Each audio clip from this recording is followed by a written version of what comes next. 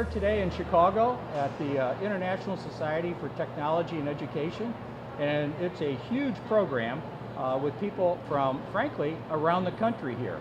And I'm very proud to have Dr. Robert Dillon, who's Director of Innovation for University City Schools. He's also a guest speaker here at the conference. Talk about the learning environment, because it's being reshaped with the way students need to learn, the way teachers need to get engaged and collaborate, and how technology has really changed the way knowledge is acquired, how it's shared, and what you do with it. So what are some of the 2 or 3 major impacts on the learning space? Yeah, I think part of it is like the comfort, right? Like kids need to come to a space where they feel comfortable, where they don't feel high stress, right, where they're not in a place where these tough issues they're dealing with, they're cramped in a desk. Right. The other piece is just, how do you support something like creativity and curiosity?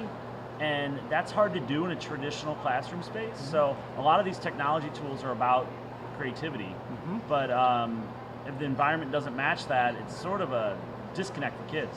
So when students walk in a room, they get a signal right away whether that space is designed for them or if it was designed for a generation or two past them. Yeah, I mean, it's the feel about command and control, right? Like you walk into a room and like, this is designed so the teacher's in control. Right.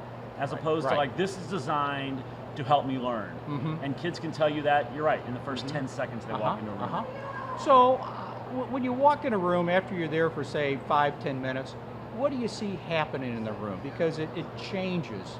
You know, every time students walk in, they get into groups of 3, groups of 4.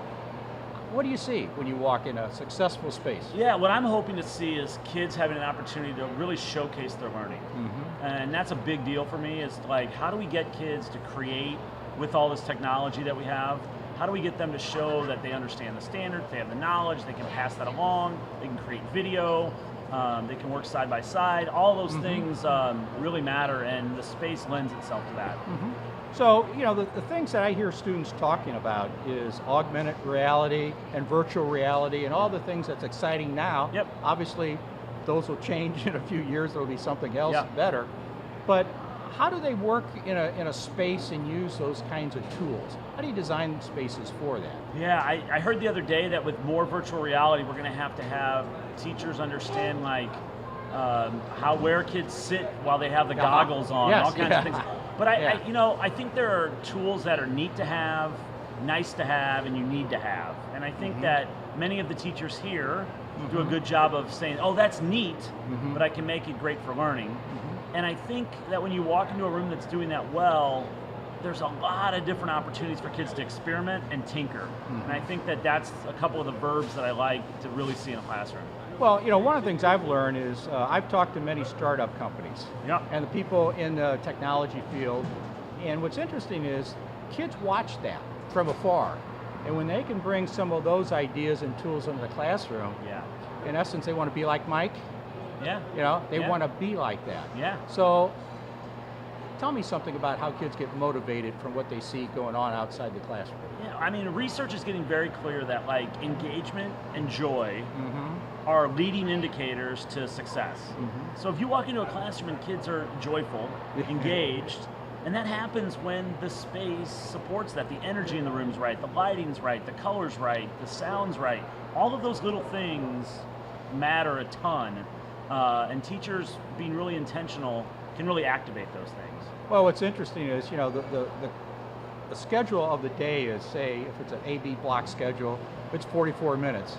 When 44 minutes rolls around, how do you stop creativity and enthusiasm? Can they stay?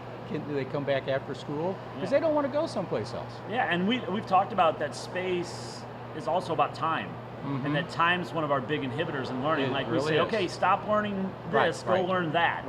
And so when we talk about space with schools, oftentimes it quickly comes up, oh, if we're changing our space and changing the way kids are learning, we've got to deal with time. Deal with that too. And so absolutely it all fits together.